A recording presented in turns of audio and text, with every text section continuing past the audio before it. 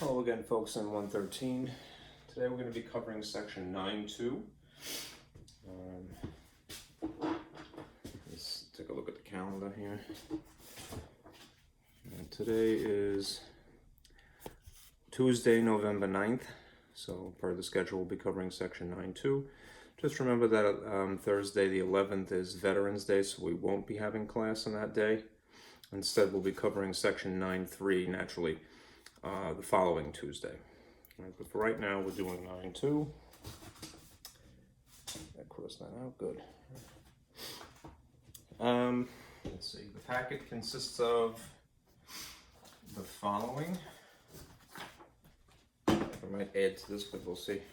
All right, this is an overview of what you need to know immediately for section 9.2. I didn't label it 9.2, I just labeled it Infinite and Finite Systems. This is kind of a cheat sheet. I normally would give this as a blank table that we would fill in together, but there's nobody here. You're in my kitchen. Coming to you live like the chef of the future. Some of this you know already, in theory. This is basically what classifies something as a commutative group as discussed in section 9.1. These are shortcuts as best I could abbreviate myself.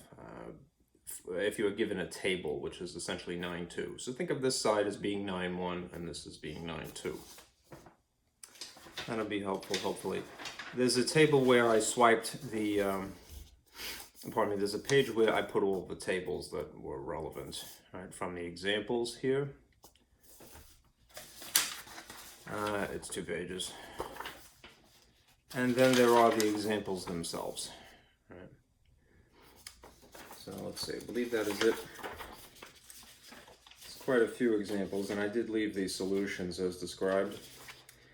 So if you're not following along, you could figure it out if you need to. Right. Anyhow, just print this if you're following along, and we'll go on our way. Let's see. All right, let me turn on the projector and adjust the lights as always. And there's a math fly navigating. Okay.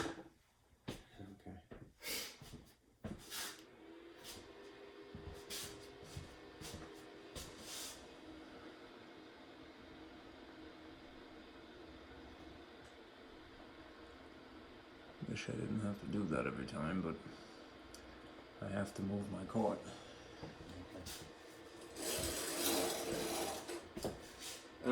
Jumping the gun a little bit here. Let's see if this helps. There's my bootleg paint. There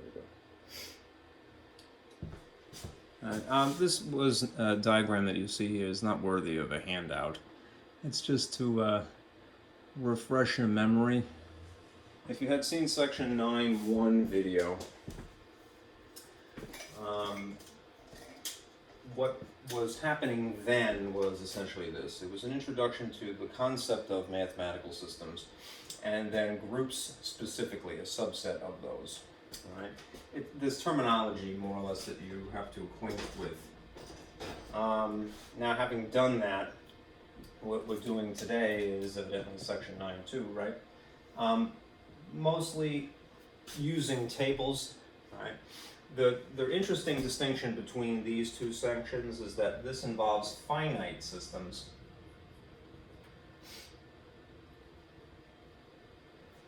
whereas the introduction was more general, but we had discussed infinite systems. All right. Infinite systems like something involving natural numbers. Natural numbers, remember, are infinite.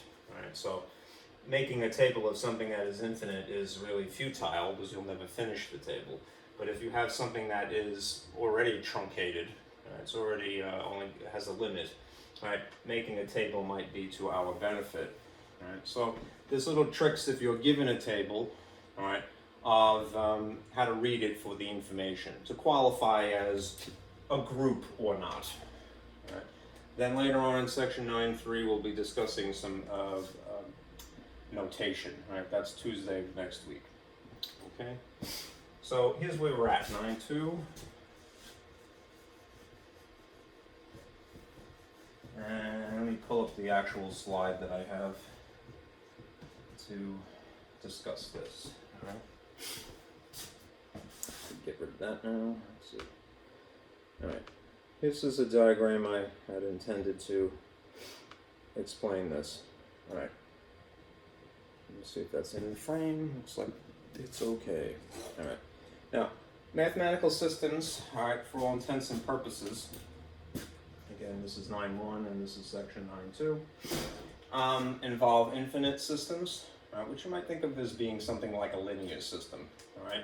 If we're talking about the natural numbers specifically, right, remember they start at 1, and then it's just the whole numbers forward, right, or to the right, if you might say, on the number line. So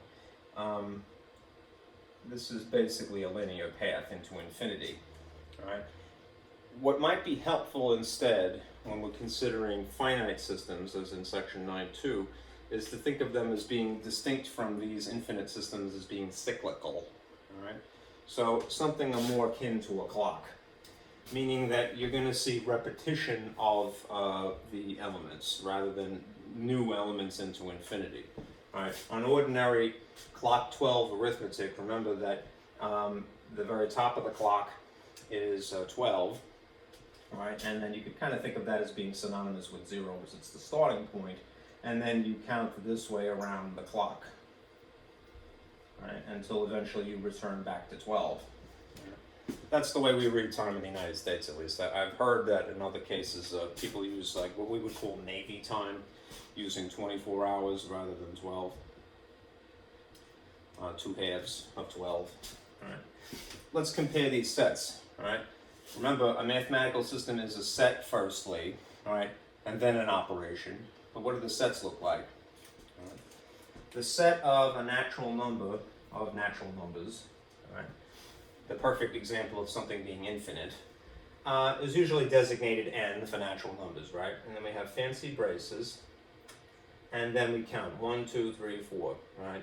And we put ellipses to indicate that this continues, all right? Let's just say that we chose the binary operation of addition, right?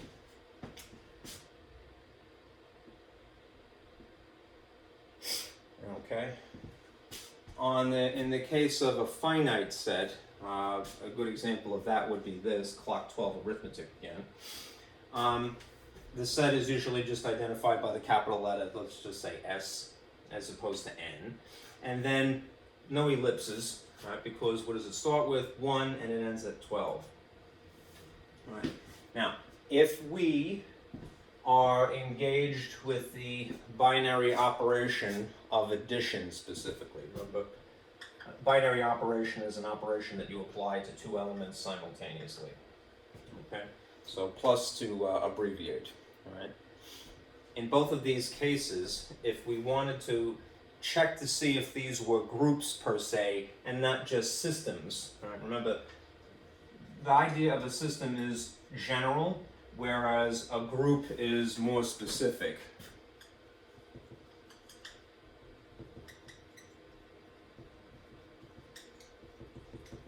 All right? And has criteria that we have to meet.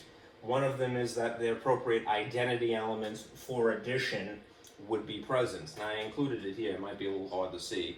All right? But neither this example of natural numbers involving addition here,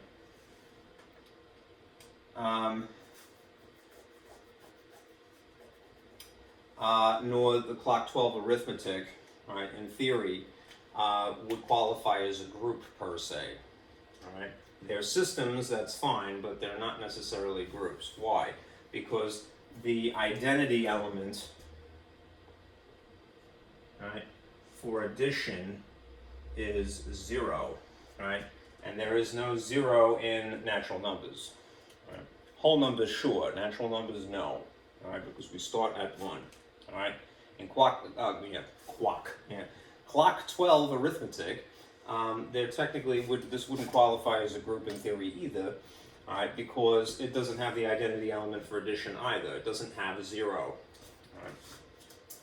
Anyhow, here's what ordinary arithmetic would look like. All right, 4 plus 9 equals 13, right? We're all satisfied with that. The hurdle for anyone, I would assume, right, when you're dealing with this for the first time is that it seems to defy that logic, right? All right, because in the case of clock 12 arithmetic, it's 4 plus 9 equals 1, right?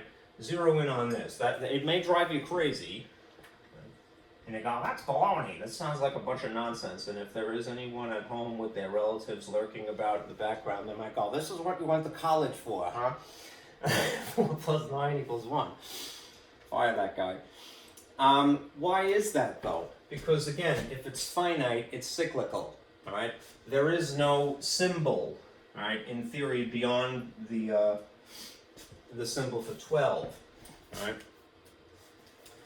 So, if you start at 4, which would be here, and then count 9 ahead, because you're adding, right? What is adding, but a slightly more sophisticated form of counting. Make little jumps here. All right, 1, 2, 3, 4, 5, 6, 7, 8, 9. All right. This is where you started, and this is where you ended. All right. So, indeed, in the realm of clock 12 arithmetic, 4 plus 9 would be 1. All right.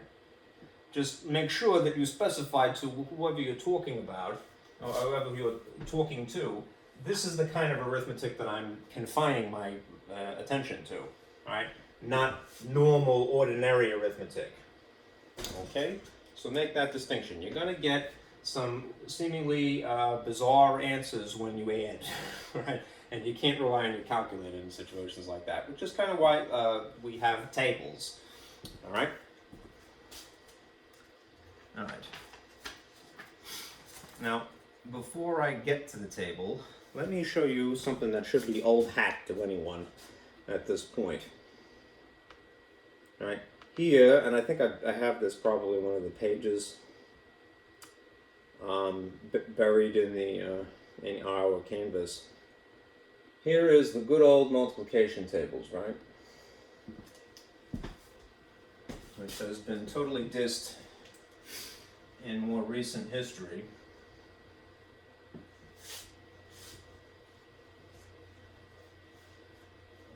Because why?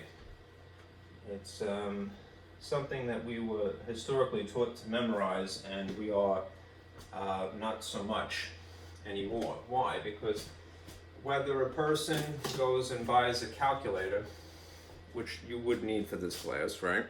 And you would want this, especially if you're doing any sort of statistics or probability, would be helpful. You have a phone, right? Otherwise, which comes with, any form of calculator app, if you'd like. So we kind of shy away from getting students to memorize the multiplication tables, but we ought to, right? And I know that it must sound like a broken record at this point if you've been listening to me all this while, but this is foundational information, sort of like the letters of the alphabet or how to spell certain words, which you would need in order to form a sentence. If we absolve ourselves, all right, of knowing this basic information, it makes doing more sophisticated math that much more complicated, all right? Think about it this way.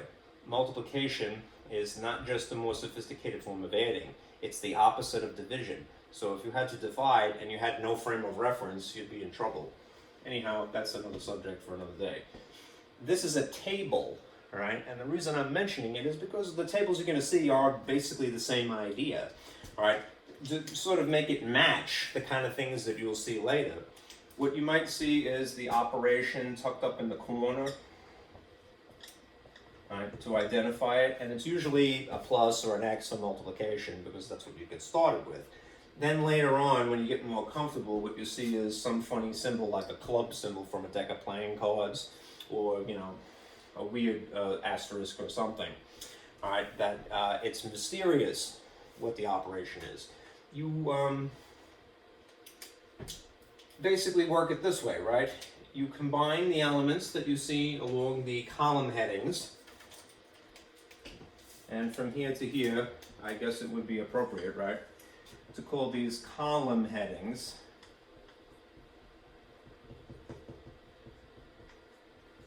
You combine these with what you see here to here, which are the row headings.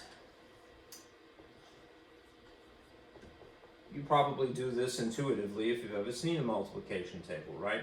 Where do you find these normally? The inside of a marble notebook. I really want to dig one out, but just for argument's sake. If you have a marble notebook, I mean, historically, what you would see on the inside cover, although mine is covered up right now, is a copy of the multiplication tables, right? Somewhere, all right? Again, this would be good to commit to memory, but it is given to you oftentimes without asking.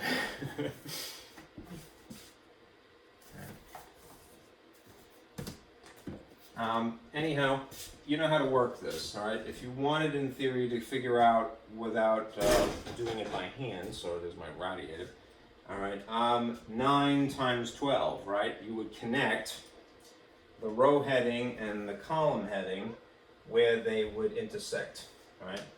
9 times 12 is 181, right?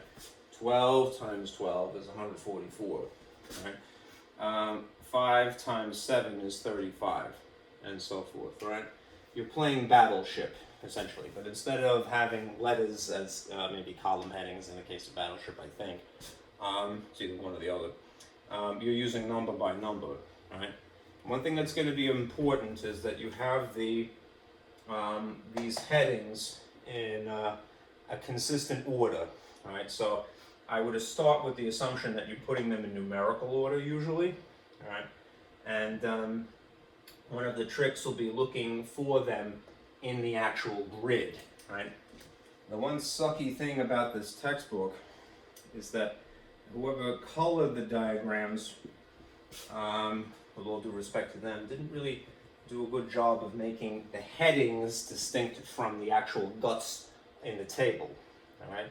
So I will try to point that out as it arises. Anyhow, the point of this is that you are familiar with tables whether you realize it or not, right? This should be somewhat intuitive. You're going to play Battleship if you wanted to figure out what the products are.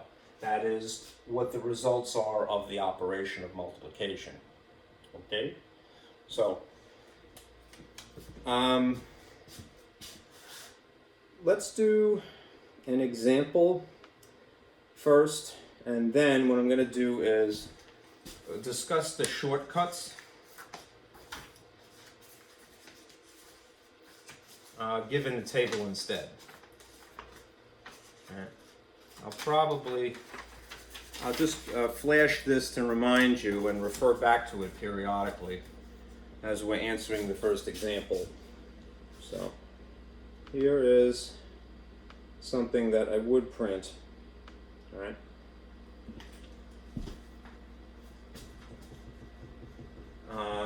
To answer the examples or any of the work that you have in mind there. Okay. All right. Now, this is what has, again, been established already. All right. If you wanted to qualify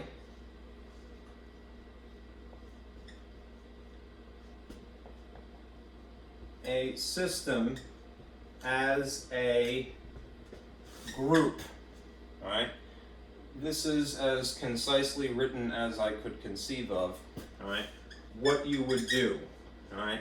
Given no more information and experience than section 9.1, all right?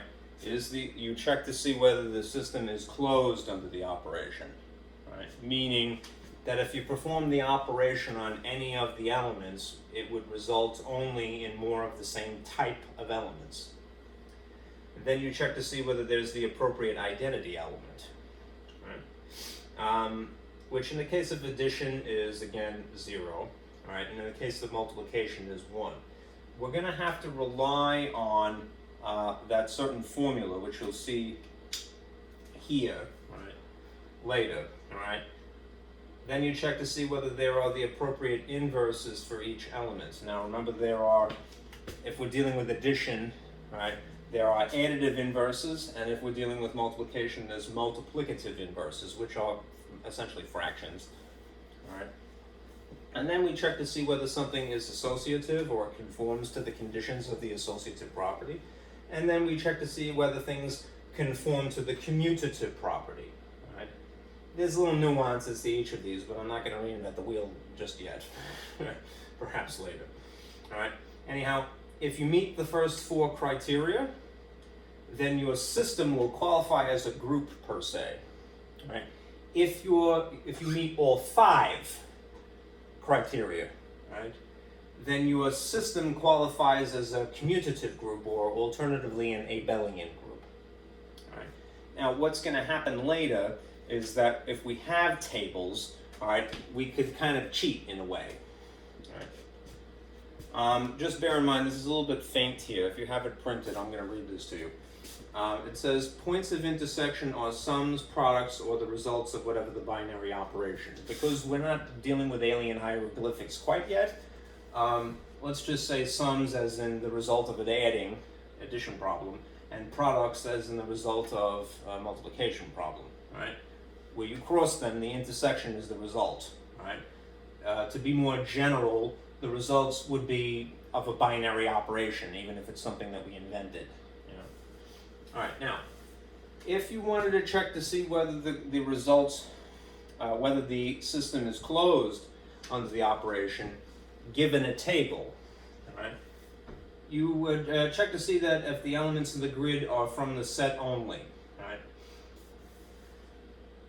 In other words, as long as you have established what are the elements of your set, and if they're finite, that's pretty easy, relatively, all right? As long as you don't see anything weird in the table, all right, it's probably okay. Nothing extra in the table. All right, only things from the set. All right, then it's closed. All right, without having to conceive of operations. All right, and their results. All right, the identity elements. All right, if the row headings and the column headings appear in the grid, in the correct order, right, they have to be in the same order, all right? The point where they cross or where they match, all right, is the identity element. It's kind of a way of cheating to figure out what the identity element is. That would be, it's not really cheating. Like, if you have something given to you that, again, looks like, hieroglyphics, all right, not just the familiar alphabet or the system of numbers we're using, all right, then definitely do that, all right. I'll come back to that, because it might be important later, all right. Now, if you wanted to check to see that there are inverses for each element, all right, we could apply this formula, all right. Once we have identified what the identity element is, all right, then whether just by intuitive arithmetic or maybe applying a little bit of algebra, we can figure out what the inverses would be, all right? And then just make sure that they're present, all right? So you have the elements established at this point, and if you know the identity elements, you could, via algebra, conclude what the inverses would be, all right? Now, when it comes to this check, whether something is obeying the associative property or not, it's often just simply explained to you that, yeah, it's associative, so you don't have to worry. If you were left to your own devices, then usually the advice is this, all right? Attempt to match, in the case of associative, 3 elements together and see if they produce the same result on opposite sides of equals. In other words, if they balance. If you get the same result on the left as you do on the right, several tries, you're probably associative, right? It would be rather tedious to check all of them, but at least in the case of a finite system, it's feasible, right? Same thing with checking whether something is commutative or not. You could apply the model A plus B equals B plus A, or so forth, right? But if you're given a table, there is a trick as well. If there is symmetry about the main diagonal, if you can imagine this little box that you see here with an arrow pointing in that direction, in that orientation, if you can see along what this is referred to as the main diagonal, that the things to the left of it and to the right of it are the same figure, i.e. that there's symmetry, like a mirror, if you will, all right, then yes, you could assume safely that your system is also commutative, right? It might seem a little irksome, all right, again, I don't want to corrupt your opinion. You might feel a little unsure at this point, but trust me, you do enough of these, you'll be fine. All right, this is the basic idea. This is what we're going to be doing when we have actually established a table, or if it's given to us. All right, to confirm these steps. All right. So let's do some examples. All right, I may have to pull this open. Here's a table. I don't know if it's immediately important. For clock 12 arithmetic. And here's the actual example here. So what I'm going to do is I'm going to obscure some of this and just try to expose the question itself. And hopefully that's not too faint.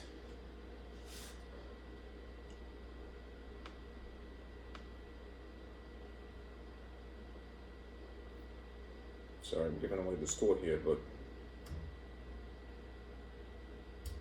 good. Now let me get rid of this stuff.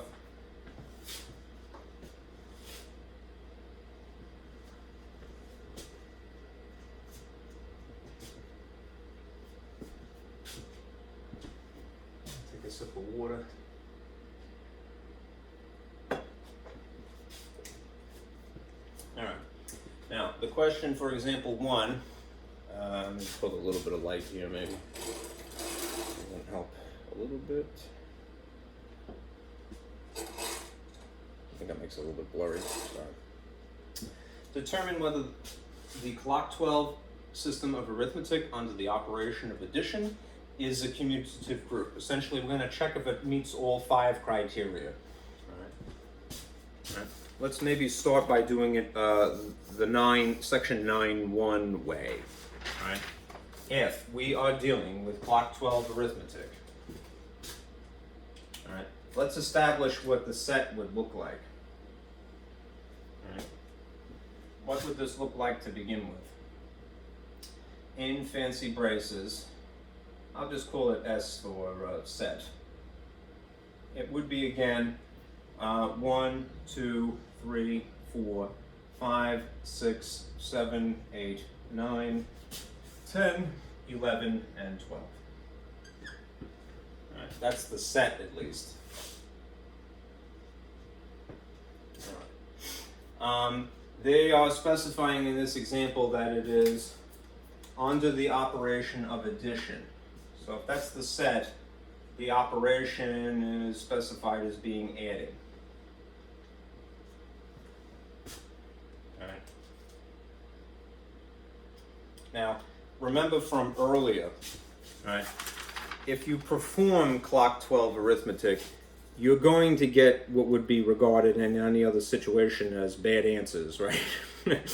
4 plus 9 is going to equal 1. And if you say that to a person who has no idea what you're talking about, they're going to go, boy, you stupid, right? But you have to go, no, I'm just using a different system, right?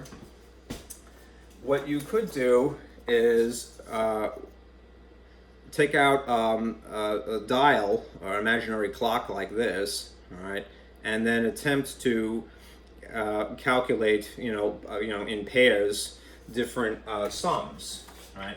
That might be a little bit difficult, right? There is, if you look in the tables,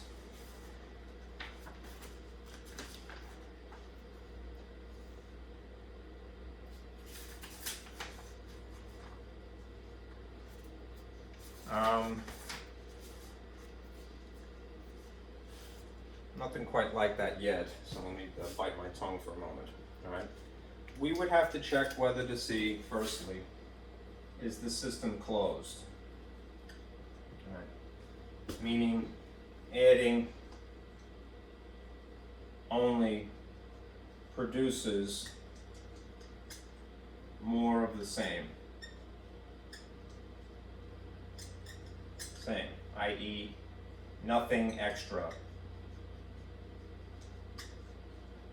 This is probably a good point to introduce the table that would be given to you. So let me do that. It's a little bit hairy what I'm doing here. Shoot.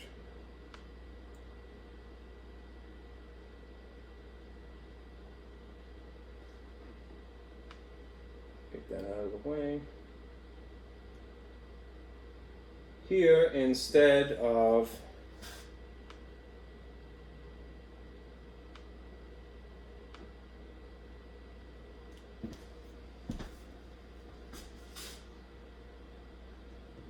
a multiplication table, we have a clock 12 arithmetic table. All right, it's a little bit small, I'm sorry. I'll see if I can blow it up slightly. Is that a little bit better? Okay.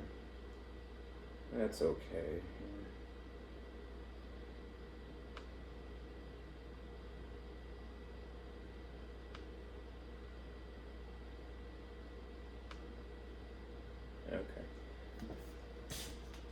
Rather than try to test every combination here to see whether they produce exclusively only these types of elements, all right, as a result of the operation, what we can do is pull the first trick.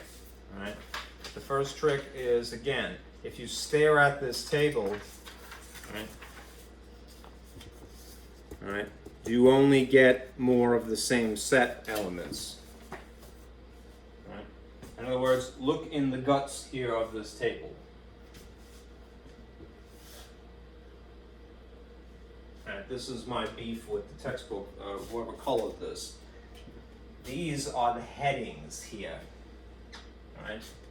And these are the headings here. Alright? If you actually look in this grid, or what would be a grid if it was done nicely, alright? Do you see anything other than the numbers? Right? Actually, should have changed it a little bit too, right? Right, in other words, do you see a number 13? Anything other than 1 to 12 in this table? No, there's a 1, there's 2, 3, 4, 5, 6, 7, 8, 9, 10, 11, 12. If you scan this, it's a little hard to grab somebody by the eyeballs, right?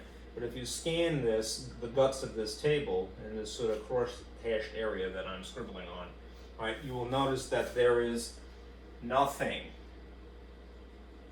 right, other than 1 to 12 in the table, right? So what you could say with certitude is that, yes, we've passed the first criteria, it is closed. Yes. All right. Now let me unscribble a little bit, because it's not helping.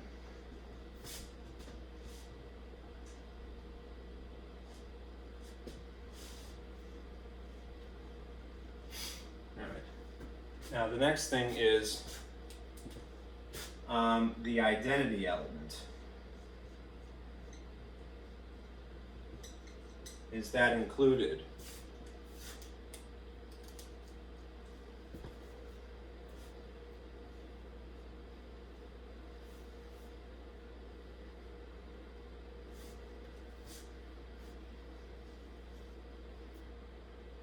All right. Now, I'm going to sort of double talk a little bit here. I hope you forgive me, but the identity element for addition in clock 12 might be different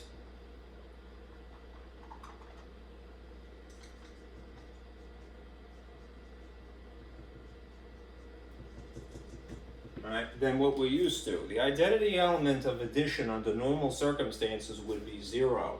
All right, and if you know nothing beyond that, you would immediately say, yeah, it's not a group for that. You don't see a 0 anywhere in here, but we're going to try to pull a trick now. All right, the trick is this. All right.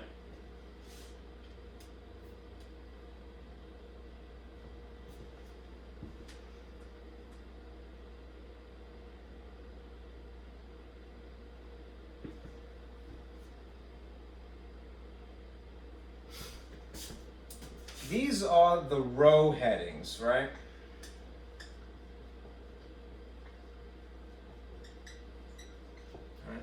And these are, not to confuse it, but these are the column headings. Again, I wish that this was colored a little bit differently. All right. And they are in the consistent order of 1, 2, 3, 4, 5, 6, 7, 8, 9, 10, 11, 12, right? 1, 2, 3, 4, 5, 6, 7, 8, 9, 10, 11, 12, right? Let's look for, firstly, the column headings in the table. And then let's look for, pardon me, the column headings would be these in the table, right, in this orientation, up and down. And these row headings, we'll look for them in the table, right? If you stare at this enough, all right, what you'll see is that 1 is here down at the bottom, right?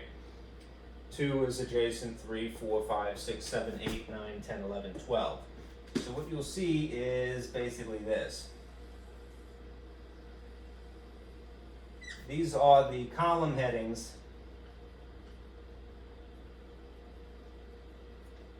in the table. Okay. Let's look for the row headings now also in the table. If you stare at this enough, remember it starts with 1, 2, 3, 4, and so forth. All right. If you carry along through here, you see it's so, perhaps ironically, it's all the way at the end. All right. These are the column headings.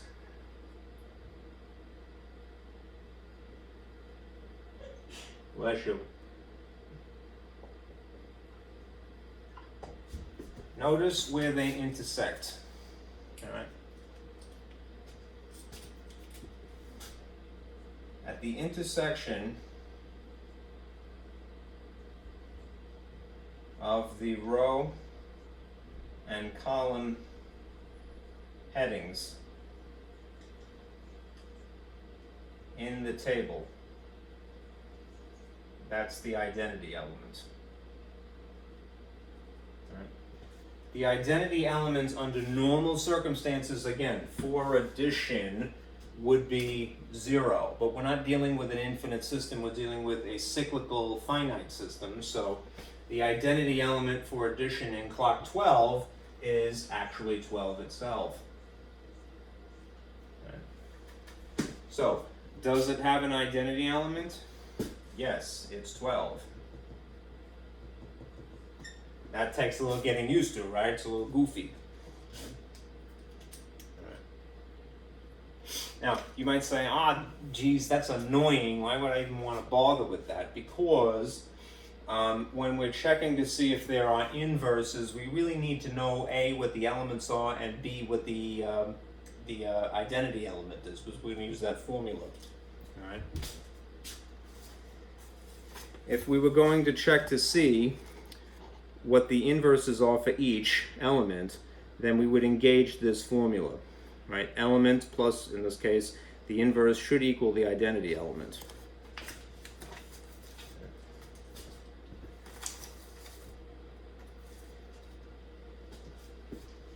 So it's getting a little sloppy, but what I'm going to do is I'm going to minimize the table for a moment and then apply the formula over and over again.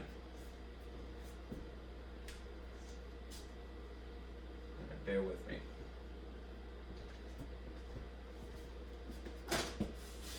So let me minimize that for just, well, I'll get it out of the way. All right. We've met this, it's closed, and there's an identity element, 12. All right. If we're checking to see if there are inverses for each present,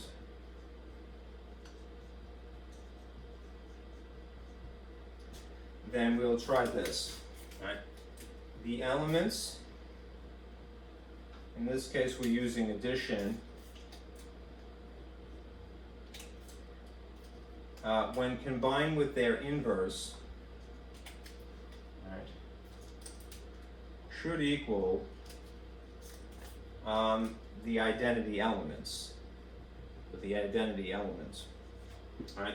The one number that's going to be consistently the same through all of this would be the number 12, because that's what we have identified the identity element to be. All right. So, if we had 1 as the first element, and then we had 12 here, try to do this.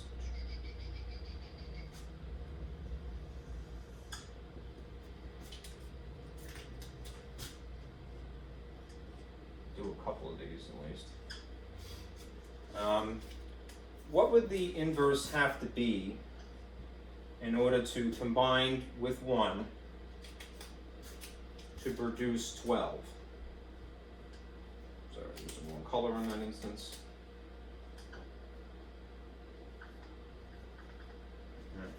What does your intuition tell you, right? 12 is the maximum, so you really don't have to worry about exceeding 12 in this case. All right. It would intuitively be 11, right? This is why I say in theory you could employ algebra if you couldn't fathom it, just sort of from it being familiar. All right. That is, subtract 1 from the identity element.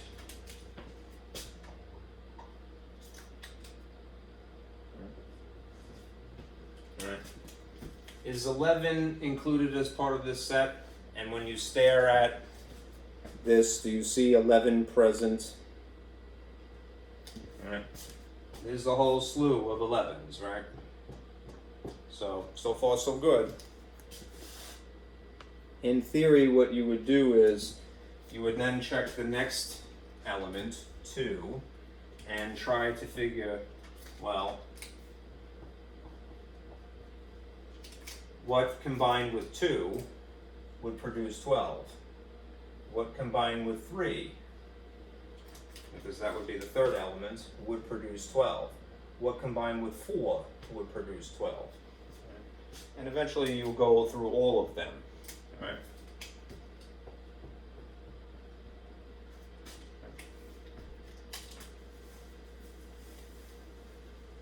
Well, 2 plus 10 would be 12. Right? 3 plus 9 would be 12. 4 plus 8 would be 12. And then if you checked 5, 6, 7, 8, 9, 10, and 11,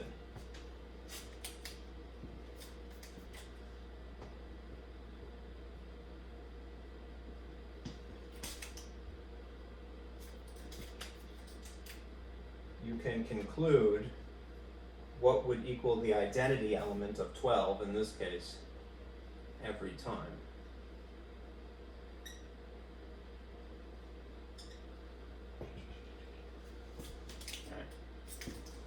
Let's see, if we dropped at 4, 5 plus 7 would be 12. 6 plus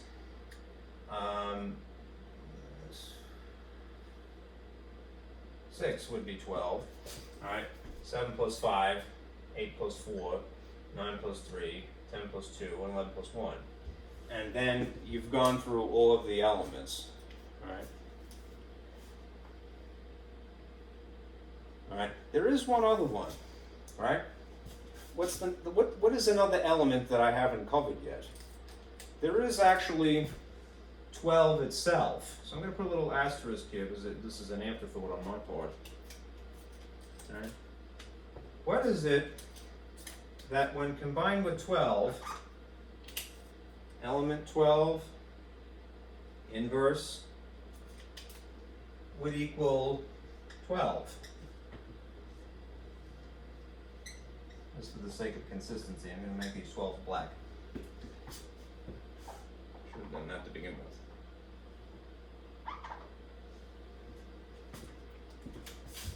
And this is the part where usually a person is like completely annoyed.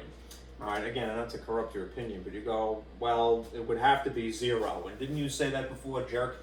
That you said that 0 is the identity element for addition? I did say that, alright? But what I should say to correct myself further is that it really depends on what the system is, what the identity element will be, alright? Under ordinary circumstances, yeah, that would in fact be 0. That's the only thing that would logically make sense. 12 plus 0 equals 12. But we're in a cyclical system. So let me show you that clock for a moment. Humor me.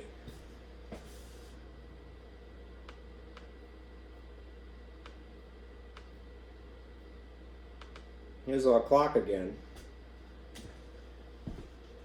And I'm going to erase erase just a part of this, or at least I'll.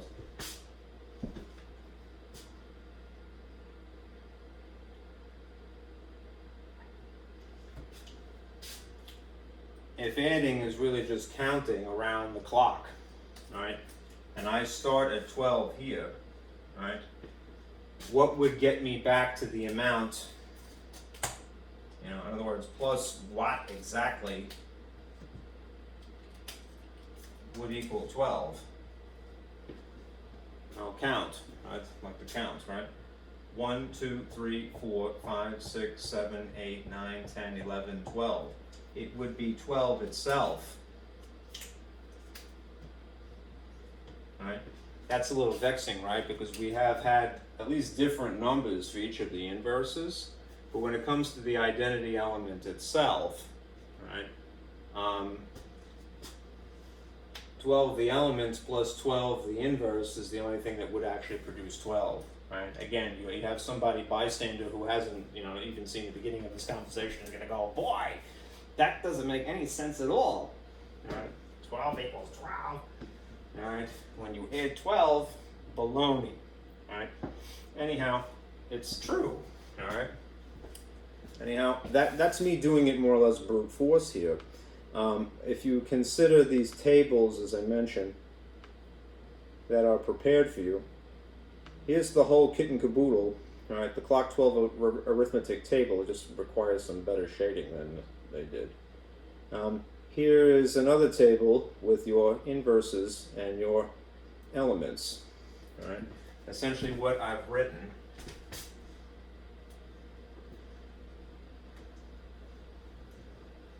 But written in a nice, concise table here.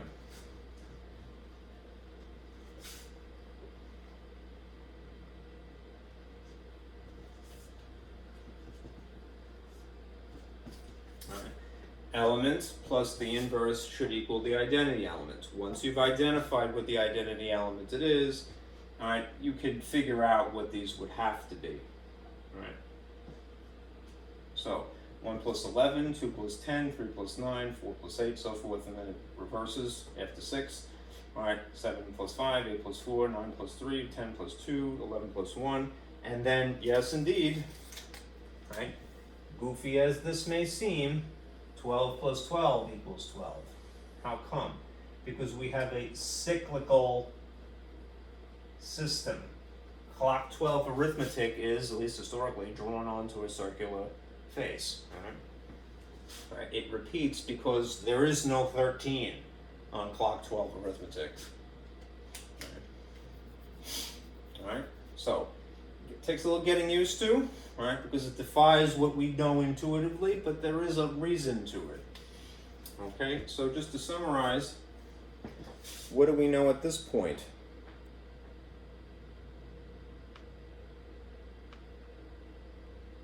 We know from looking at the tables, I erased it, sorry, that yes, it is in fact closed. All right, there's nothing extra in the table.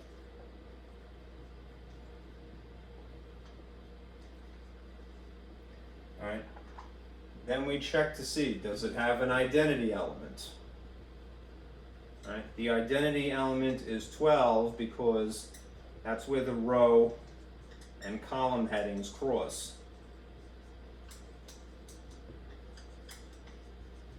Okay. Just be anal about the row and column headings. Firstly, have to be the same in the same order, and then they have to appear in the guts of the table. And now we've confirmed that there are inverses for each. Yes. Right. Including the weird one of 12 plus 12 equals 12. Right? 12 is its own inverse because it's cyclical. Now, as for the other things, if you were to check if they're associative, you could check a few combinations, right? But remember that if you're going to check arithmetic here, the associative property is a plus b plus c is equal to a plus b plus c, but in a different specificity. You would say maybe do these two together before you add a, or you do these two together before you add c, right? You would have to check, in theory, every combination of three, which could be quite tedious. So usually what happens is they just tell you up front, yeah, all right, it's true, all right? If you wanted to try them, all right, you're welcome to, right? One, I'm not too creative, so 1 plus 2 plus 3 are the elements from here, and that would be there. And you would have to add them. Just remember, right, you have to be a little careful that you don't just rely on your usual intuition about numbers, because we are used to dealing with an infinite system of numbers versus a cyclical one. So when you're checking these combinations, what you really have to do is refer to the table for the actual outcomes, right? For these lower numbers, it would be fine, but get in the habit of basically doing this. Going to the table itself to figure out what 2 plus 3 is, right? I know that sounds stupid, right? You'd be like, I know what 2 plus 3 is. Yes, it's 5, but make sure, because you're dealing with a cyclical system, that it's validated, right? You're not just forgetting. All right, so here's 2, here's 3. What is their sum? It would be 5, according to clock 12 arithmetic, and then there's this 1 left over. Then check 1 plus 5, and yes, it would be 6 as under the ordinary circumstances, all right? I'm sorry, it's very messy, all right? Same thing, when you're verifying this other half of the the associative property, rely on the tables when you're trying to confirm what the sums would be. Don't just do it intuitively, because you may be distracted.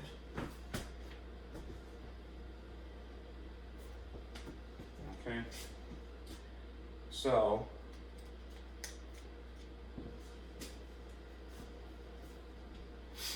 right, so after that, 1 plus 2 is 3, yep. That's 3, then plus this other 3. 3 and 3 is 6, so yes, it's true. You'd have to do that several times to go, yeah, it's probably associative, all right, unless they just simply tell you. And the same thing for the commutative property.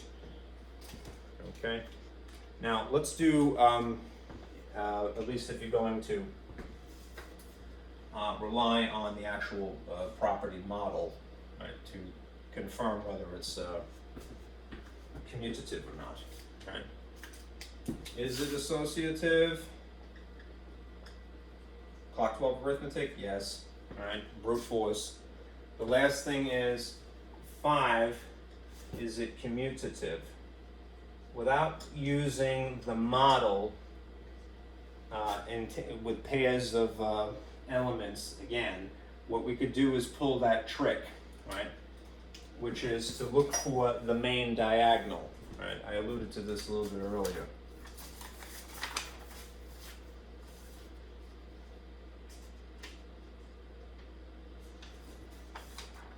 All right, so the main diagonal is, if this box, these two lines here, is the actual outline of the table, this diagonal line that would be running in this orientation, from the top left to the bottom right. All right, if it helps, all right, draw a line across the table. All right. There's a little bit of too much gobbledygook in the way, so I'm going to erase a little bit.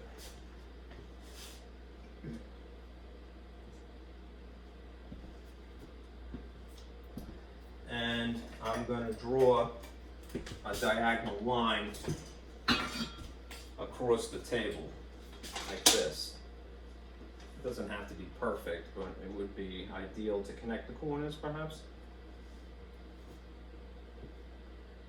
So I'm going to draw a dashed line like this. And if it helps, you can label it. That's the main diagonal. Okay, now, there should be symmetry about the main diagonal. Okay, which means that you're going to see the same things on opposite sides of the line, as if the line were more or less a mirror. I know that it's, you know, a little bit stretched out, but look at it this way, all right? On this side of the line, you see a 1. On this side of the line, you see a 1. On this side of the line, you see a 2. And on this side of the line, you see a 2. And then 3s and 3s, and then 4s and 4s, and then 5s and then 5s, and all the way down there is symmetry about the main diagonal. If that is the case, then one could say for sure, without checking the model a plus b equals b plus a, that this is in fact commutative. Right? So, does this qualify as an abelian commutative group? Yes, because it's a closed system. Adding these elements isn't going to produce anything but these elements. Right? Is there an identity element? Yes, and in this case, the identity element is weirdly the number 12, all right, rather than 0. All right. Are there inverses to each of the elements? Yes, including 12 itself, which is ironically its own inverse, normally 0, right? It would be its own inverse. All right. Is it associative? Yes. All right. One could confirm that if you did all the possible combinations. Is it commutative? Without having to use the formula and then verifying what the sums will be, checking the main diagonal here for symmetry, that you see the same things on opposite sides of this diagonal line, yes, it is commutative. So the answer to this problem, even though it's been an arduous process getting there, is in fact yes.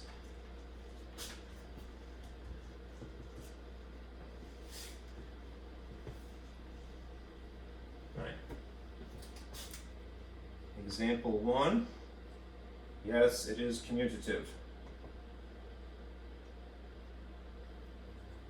Commutative, or you can call it a abelian group.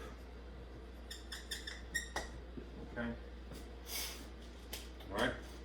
That was tedious, but better to take the time. All right, and sorry for any hazards in the way. All right.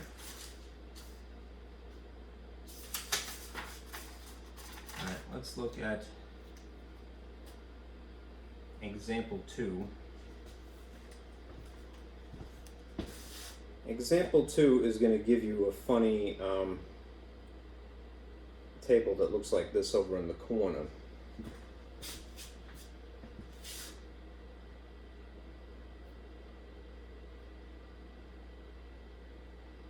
This is a 4-element system.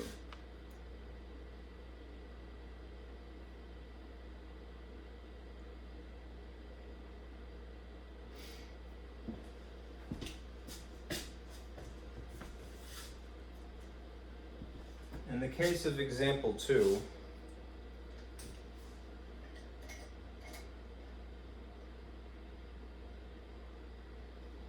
this is just to get your feet wet. Sorry, I keep toggling back and forth. I don't have a full-size board, so I kind of have no choice but to do this.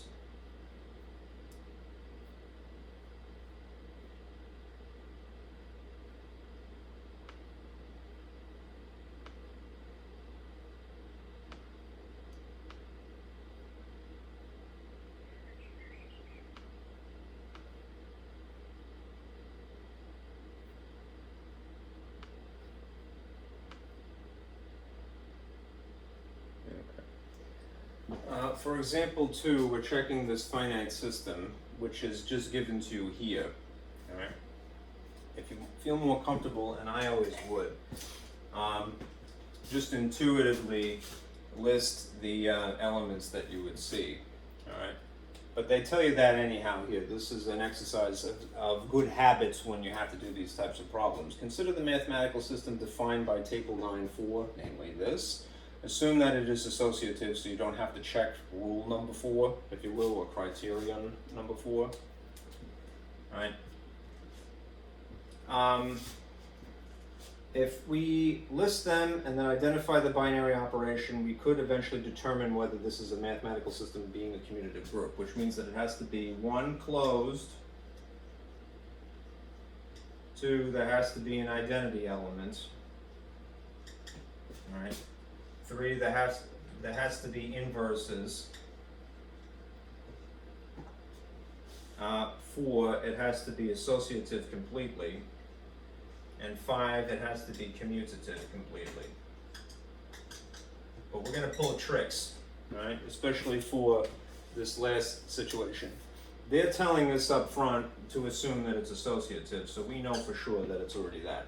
But we need to verify, is it closed? Is there an identity element? Are there inverses?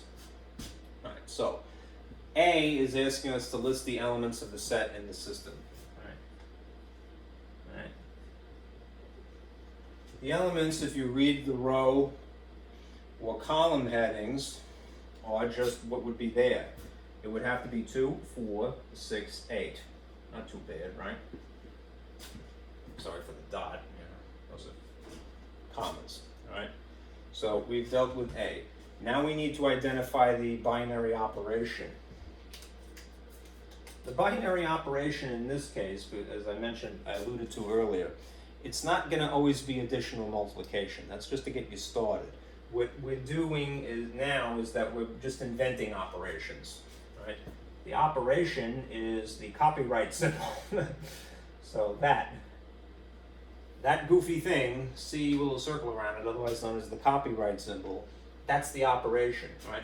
So now we have to rely on our established rules and tricks that we have in order to figure out anything in reference to whether it's a group or not, right? Because we can't add. We've had that taken away from us. Now we have no choice, right? So we've identified the set elements, what the operation is, right? This collectively makes this a system. For sure, it's a system. But is it a group though, right? In order to determine whether this mathematical system is a commutative group, we have to meet these criteria again, right? So is it closed, right? If it's closed, what we're going to do is check to see if there's anything other than 2, 4, 6, and 8 in here. Whoever made this table put a little bit more care into it. Look at the guts here. Anything extra? All right. And you see a 6, an 8, a 2, a 4, an 8, a 2, a 4, a 6, a 2, a 4, a 6, and 8, a 4, a 6, and 8, and 2. No. Right? Nothing extra. So therefore, is this a closed system? Yes, and only the operation, whatever goofy operation copyright is, it only produces those elements. 2, 4, 6, 8, just, a different arrangement. What is the identity element, right?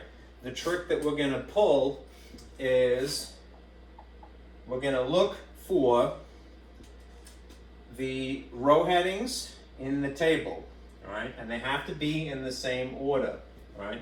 So you see 2, 4, 6, 8. Let's look for a 2 here. There's a 2, a 4, a 6, and 8. Here it is in the table, all right? Now we're going to look for the column headings in the table, all right? Well, it starts with a 2, and it's the same order. It has to be 2, 4, 6, 8, 2, 4, 6, 8. Here it is in the table. Where they intersect, in this case it happens to be 6, should be the identity element, it looks like. Is that correct? Yeah. Yep, that's what it is. All right. So is there an identity element? Yes, and it's 6. All right. Now we have to confirm that there are inverses for each element. All right. You could go through the trouble of going, all right, here's my formula.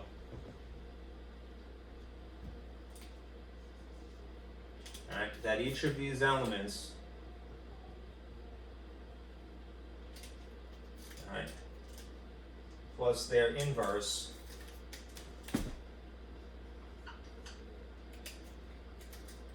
should equal the identity element.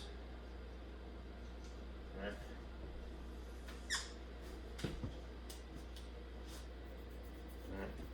All right.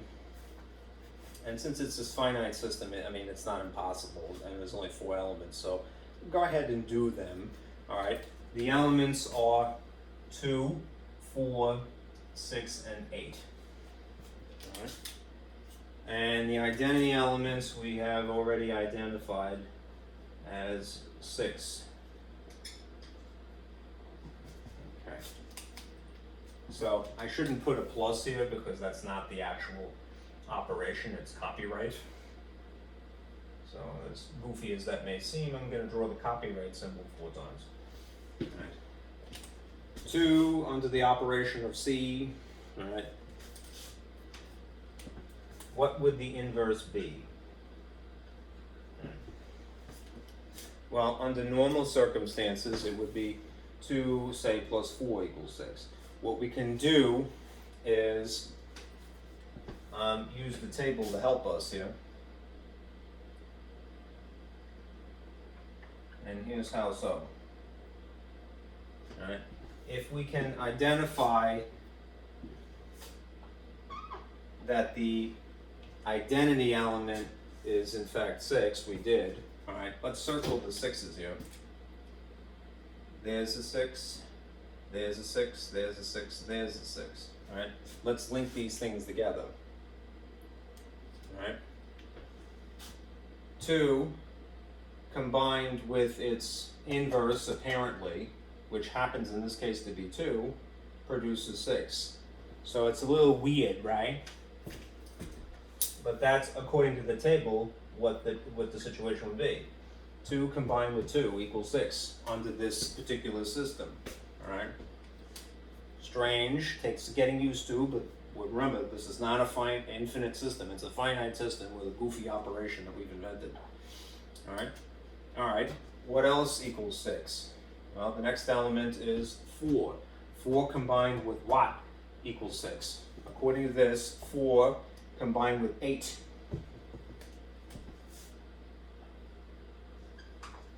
That's a bit faint, I'm sorry.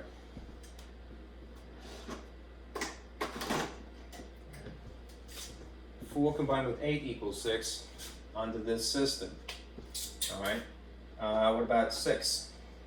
6 itself combined with 6, interestingly, equals 6. All right. And then 8 combined with 4, which makes sense because it would be, those two, produces 6. So that's insane, right? But that apparently is these 2, 8, 6, and, pardon me, that's 4 again. 8 and 4. Sorry.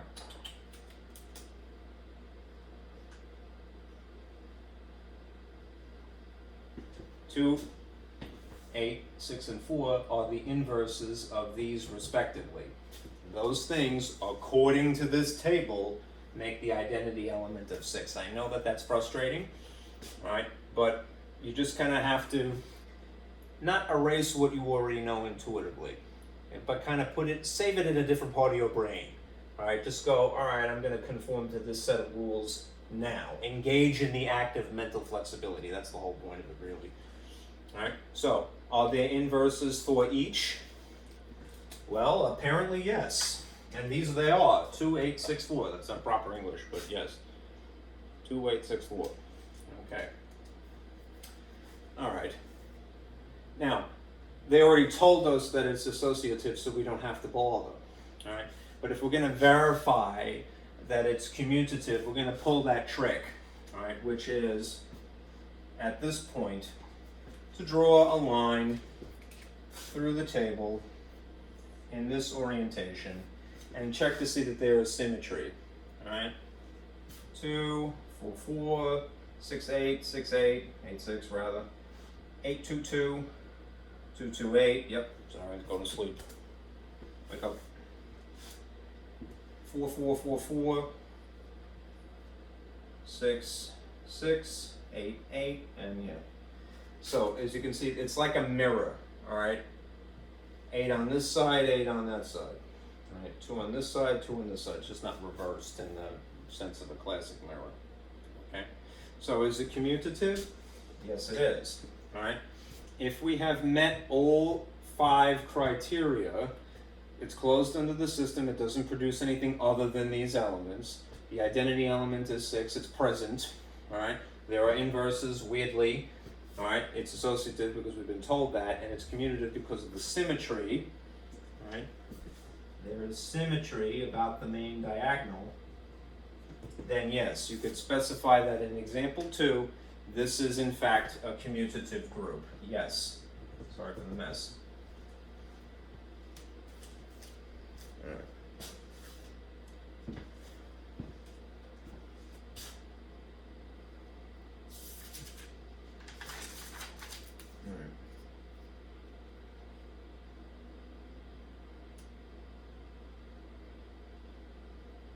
All right, now take a look at example 3.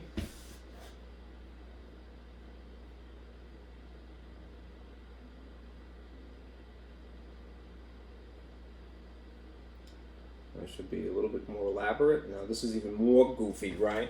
Because now there aren't even regular ordinary numbers here. You see letters and some of them in the, looks like the Greek style. Not even, that's an omega upside down, so. Horseshoe shapes. It's like Lucky Charms. Yeah.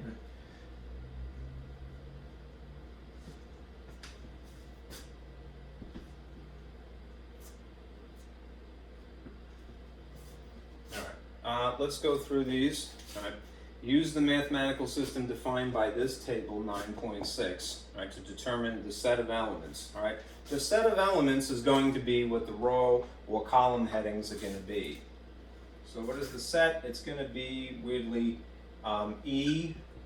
Looks like a horseshoe. It's kind of an omega symbol upside down. I'm not doing it any justice, but.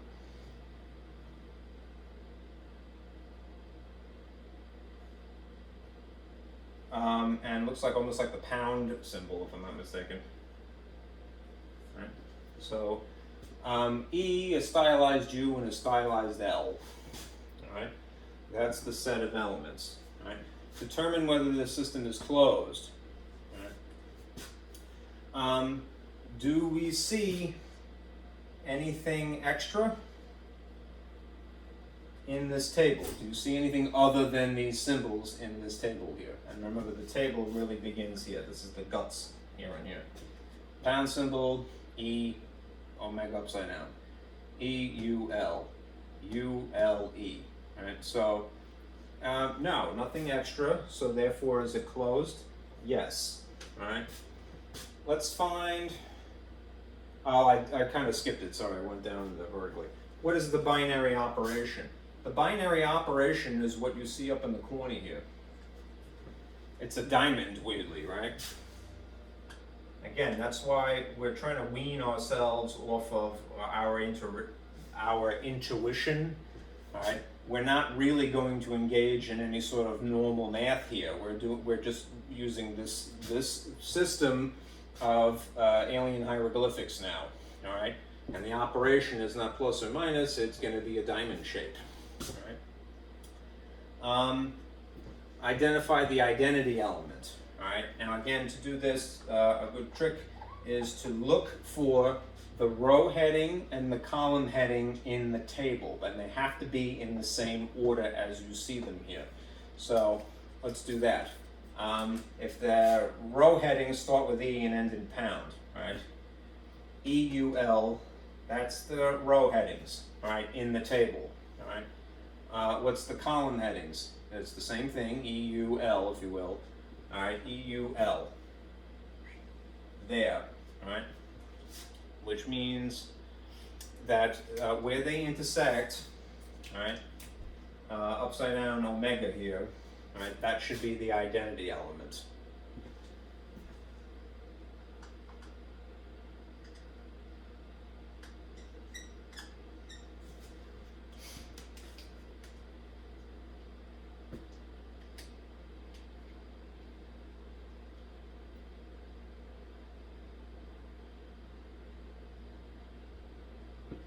Okay. So, all right. Are there inverses for E? Well, they are asking you just for E specifically. All right. Remember the formula, all right? An element, and then its operation, whatever the operation is. In this case, it's diamond. when combined with its inverse, right, should equal the identity element. Okay? So, they're asking us specifically about E. So, if the element is E specifically, what, when combined with the goofy operation of diamond,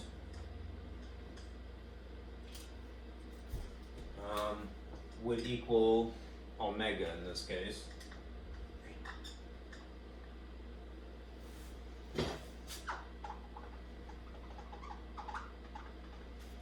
Now, start with E here, and then go over to where you see omega. And it's pounds, apparently. All right, so therefore the inverse of element E is pound, or something like it. So a stylized L, a script L. Right.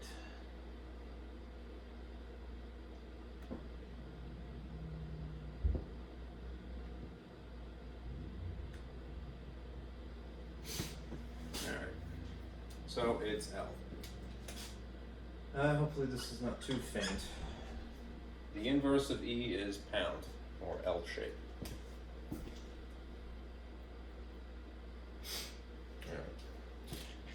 Then it asks you to verify here what appears to be the associative property, right, without really asking you. So remember, at this point, again, especially, you don't know what the operation is really. It's this alien hieroglyphic. So you have no choice at this point but to rely on the table to give you the outcomes here. All right. So let me erase what is unnecessary at this point.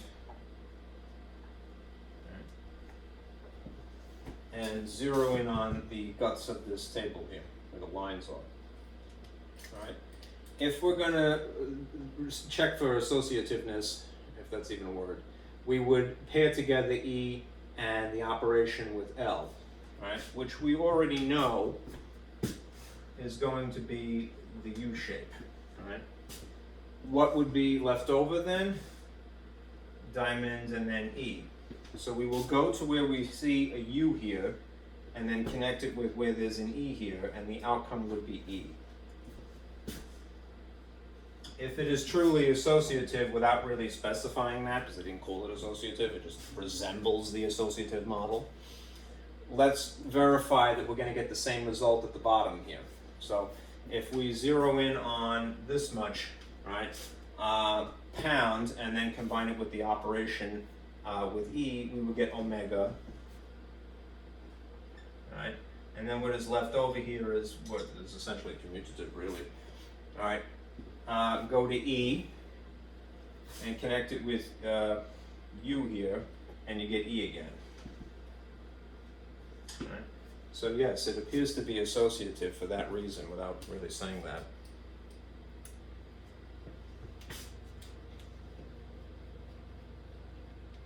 All right, good. Then look, what you see here is essentially a check on the commutative property.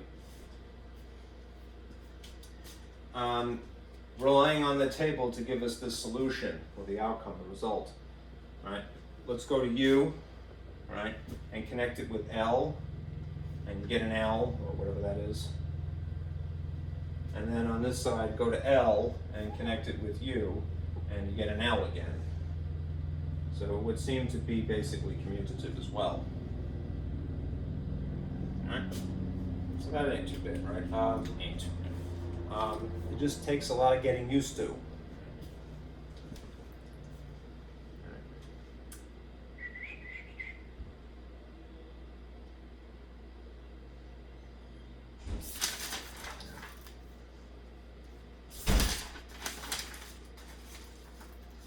Alright, let's do 4. As again, we're going through these goofy ones here.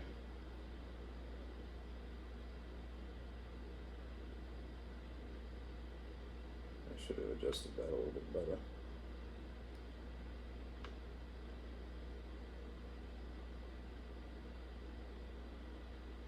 All right, now we're going to be relying on this table here.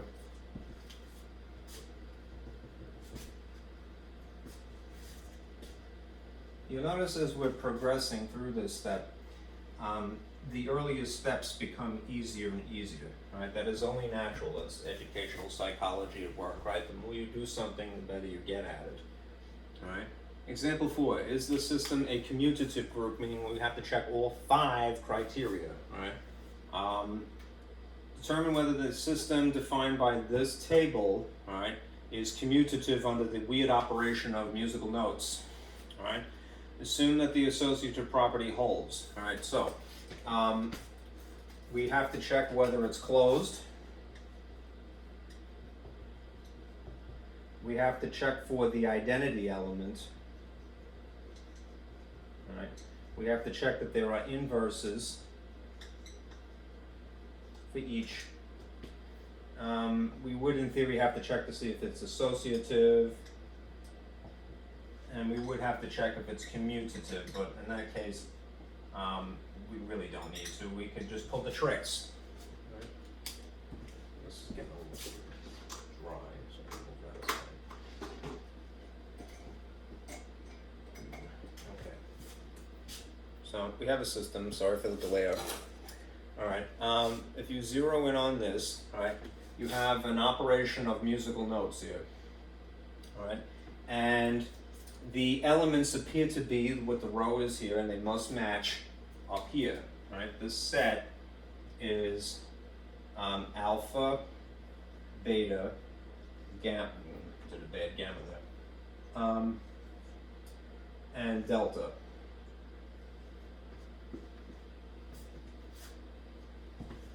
Close the set. All right, is it closed? All right, if you stare again at this much of the table, it might be a little hard to see, so maybe I'll zoom in just a wee bit if I can help it.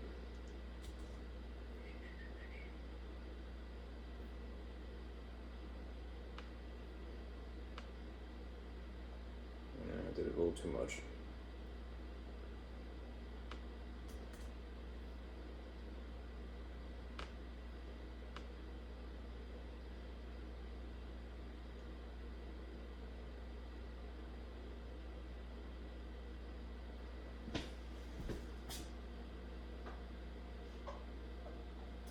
If you stare at the guts of the table here, which is below this line and to the right of this line, do you see anything extra? Anything other than what we have identified as the set elements here? Alpha, beta, gamma, delta. Nope, delta, alpha, beta, gamma, right? Alpha, beta, gamma, delta. Beta, gamma, delta, alpha. Gamma, delta, alpha, beta. There isn't anything extra, so is it closed? Yes. All right. No, right? Nothing extra. All right, so it is in fact closed. The operation would only result in more of the same types of these things. All right. What's the identity element? All right, is it present? All right. Again, we'll pull that trick. Look for the row heading and the column heading, which have to be in the same row, the same sequence, right, in the guts. So you start with A, beta, gamma, delta. A, beta, gamma, delta. This is the row headings here. And that's the same thing, alpha, beta, gamma, delta. These are the column headings. Go to alpha in the table, beta, gamma, delta, there you go, in the table. Where did they cross? They cross apparently at the point of beta. Alright, so what's the identity element? It's beta apparently. Right. I did neglect to mention the operation is this musical note, a sequence of musical notes. As strange as that is, right? Alright, now, are there inverses for each? Alright, again, it is important not to beat a dead horse, right? Remember this formula. The element when combined with whatever the operation is, it's musical notes in this case.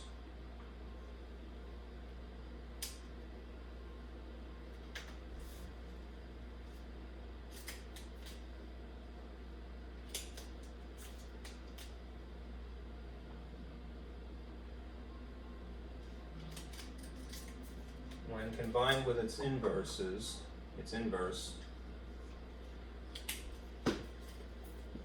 should produce the identity element, in this case, beta.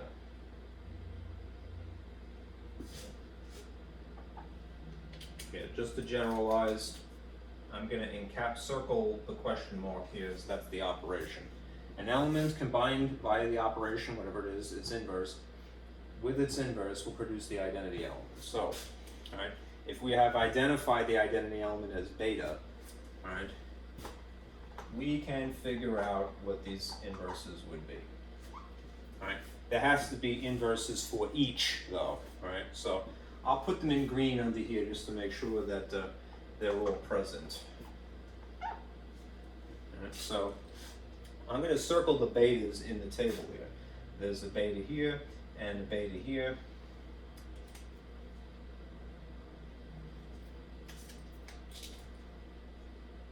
And a beta here and over in the corner. All right, so we'll go through them. Alpha is the first element. All right, that combines with gamma, all right, lowercase gamma, all right, to produce beta. So what's its inverse? All right, the inverse is gamma, apparently. Okay, I hope that's not too faint. All right. Next element is beta itself. So beta combined with what produces beta itself. Right? It is its own inverse. Right? Gamma combined with alpha in this table produces beta. And then delta combined with delta produces beta. So, are there inverses for each of these? Alpha has one, beta has one, gamma has one, delta has one, right? They're weird, right? What they are to begin with, but and sometimes they're recurring here. But yes, apparently they have inverses.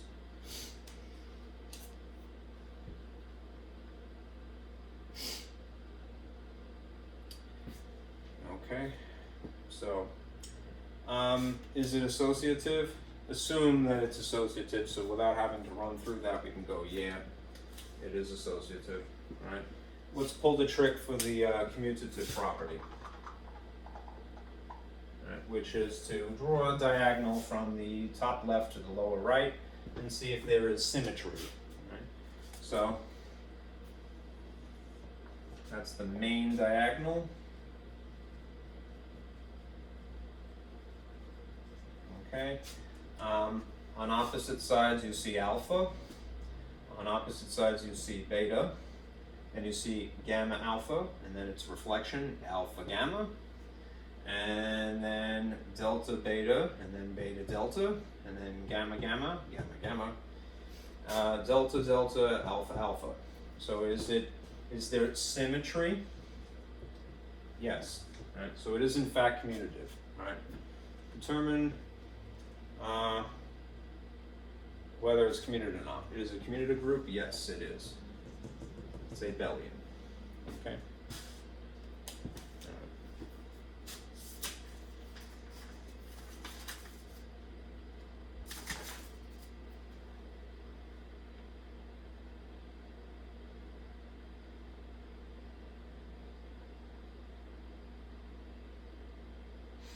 All right, if you look at just very quickly at example 5,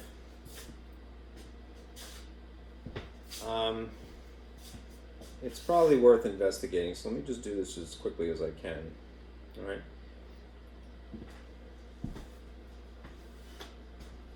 We would still have to go through all of this trouble, all right, if we were going to answer whether it was a commutative group or not.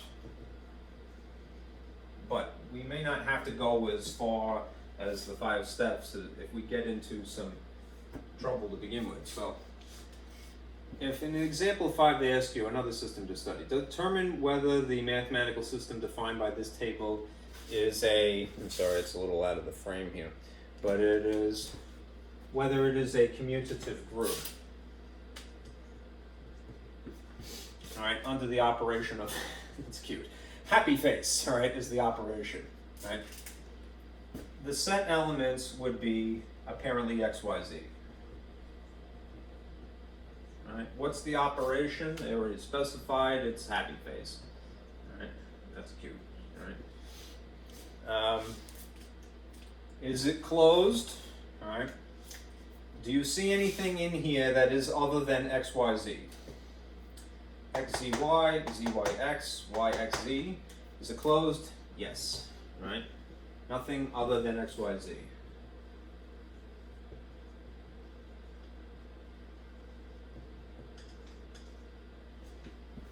There's a little flare there. All right. What's the identity element? Well, this is where we may get into some trouble, right? The row headings and the column headings ideally will appear in the guts here. All right. So let's look for that. X, Y, Z, and they have to be in the same order, right? Same order, right? If you look here where there's an X in the table, X, Z, Y, right? It has the elements X, Y, Z, but they're not in order. These are not in order, right? That's a problem. Right. If we were to check the column headings, we'll end up with the same problem: X, Z, Y. All right. So already we have this issue.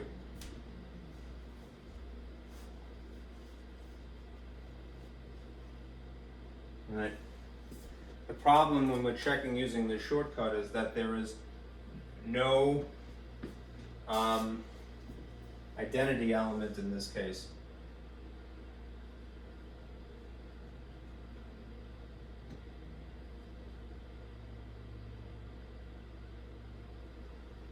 How should I phrase that? There is no intersection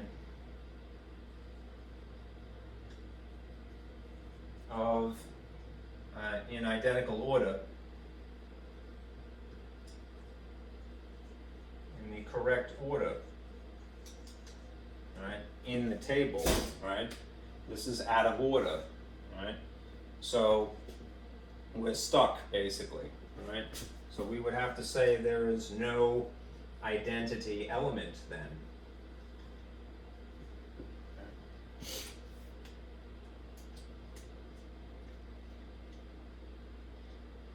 All right. If we're checking to see that this is a commutative group, then all 5 of these criteria must be met, and we've already gotten into trouble. The identity element, there isn't an identity element. There isn't an identity element, all right, because we're not matching what we're supposed to be matching here, all right? So there really is no reason to check anything else, all right? And that's that, all right? If there is no, if you went a little bit further as far as the inverses are concerned, all right, if there's no identity element, all right, then there are no inverses. All right, we need to rely on that to begin with in order to decide what the inverses would be. All right, so it's pointless to continue with this. All right, so when you get a problem like that, and invariably you do in my lab, all right, make sure that if it's X, Y, Z is the order, and it would have to be the same thing this way as well, it has to show up in the same order. Even if it includes the same elements, that's bad news.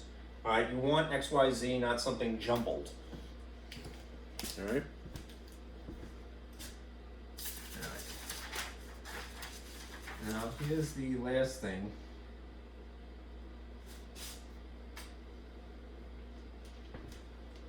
And then I'll stop.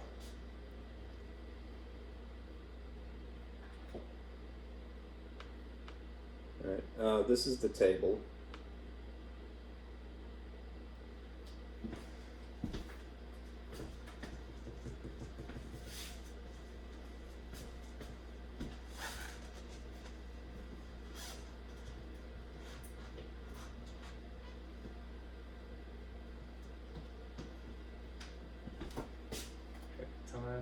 it saved the 2 already.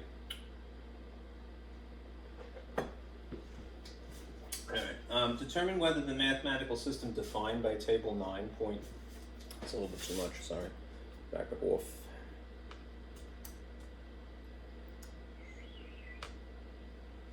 Determine whether the mathematical system defined by this table is a commutative group. Again, we're going to have to run the gamut of possibilities here.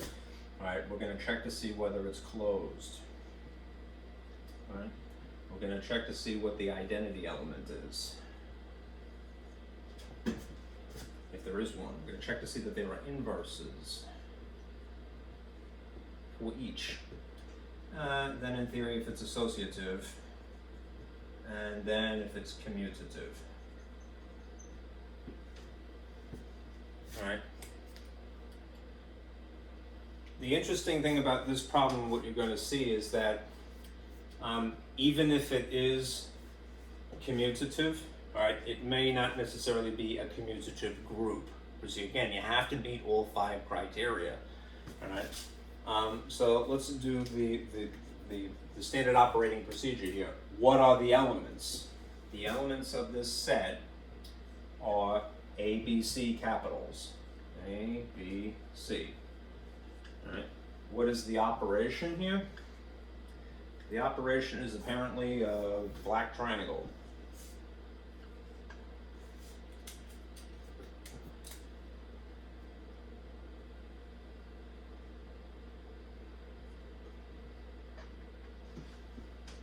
Okay. Now, if we're checking to see whether it's closed, reliant upon this table and nothing more, all right, do you see anything other than A, B, and C in the guts of this table here?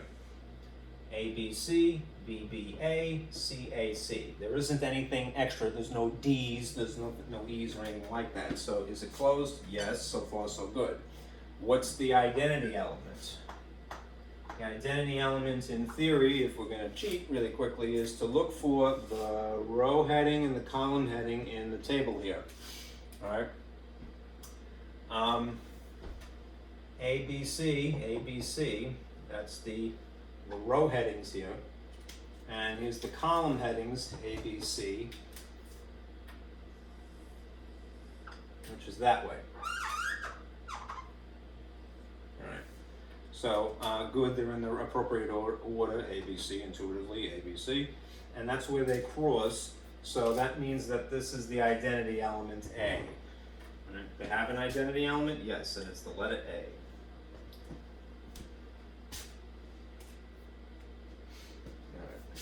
All right. Let's check to see that there are inverses for each. In an instance like that, again, you might just start by circling the A's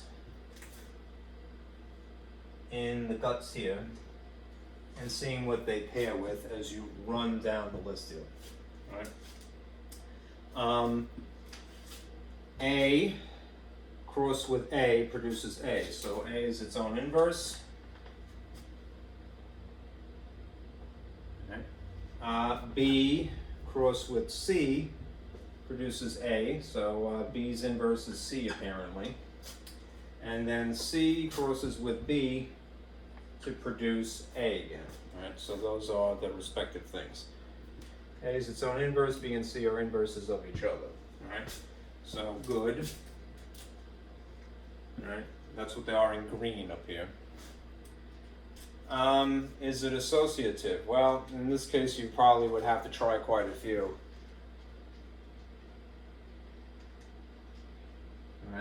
Alright. This is a bit of a nuisance because they're not telling you up front, so we'll do the one where it breaks, unfortunately.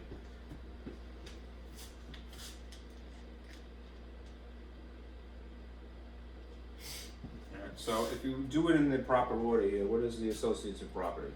Alright, here's the associative property using capitals instead of lower cases, right?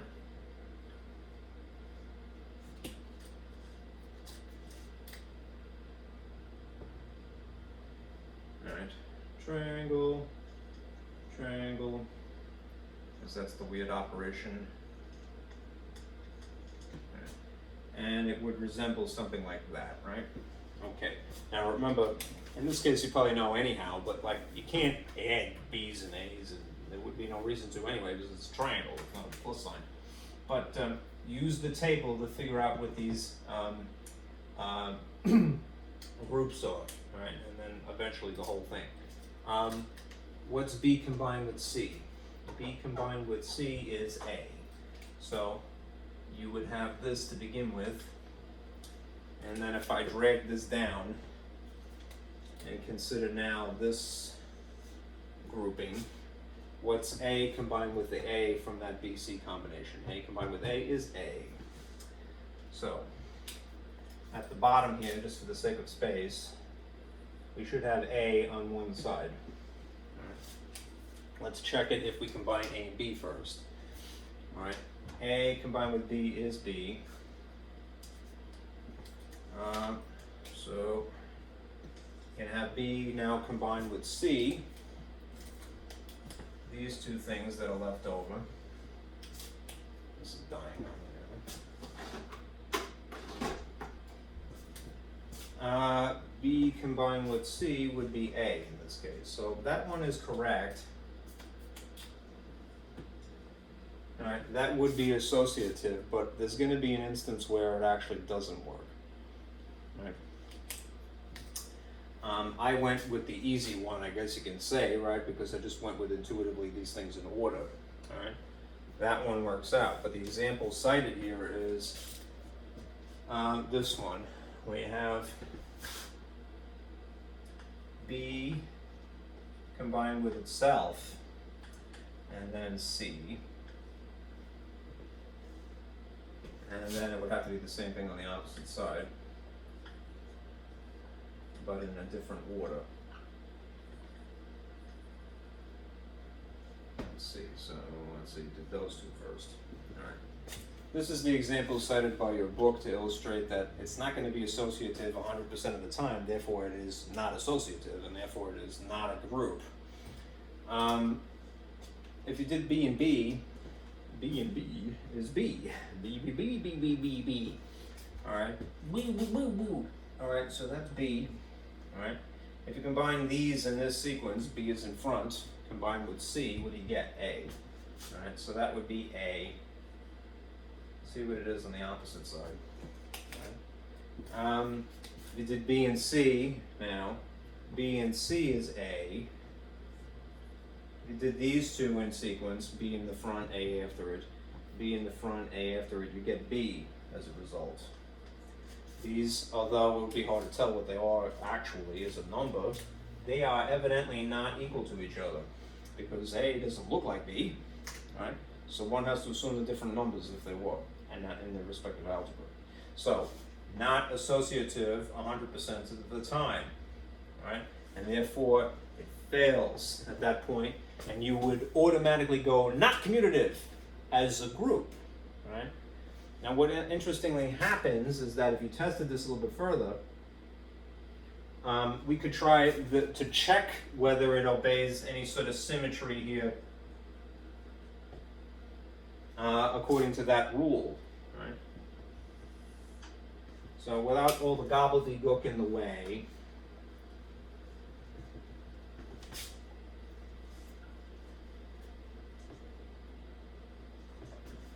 check symmetry about the main diagonal, right?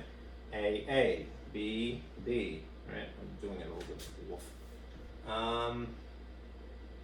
C, B, B, C, right? C, C, A. It does have symmetry, right? Right? It is commutative, but not a commutative group. That's the whole point of this exercise. Something can be commutative, but not a commutative group per se. Right? It is commutative because if it has symmetry about the main diagonal without checking every pair, all right, it's not a commutative group because it fails the fourth criteria. Yeah, it wasn't associative, and you might go, well, who cares? It has to meet all 5, regardless of whether it obeys the commutative property or not. That's the point. All right, a mathematical system cannot be a commutative group if it isn't a group to begin with. All right. The operative term here is group, right?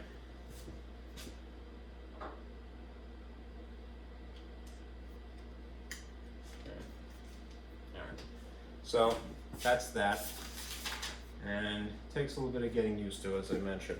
All right, let me turn this off finally and went to sleep anyhow. And I'll just remind you of a couple of things. Lighten up the subject here.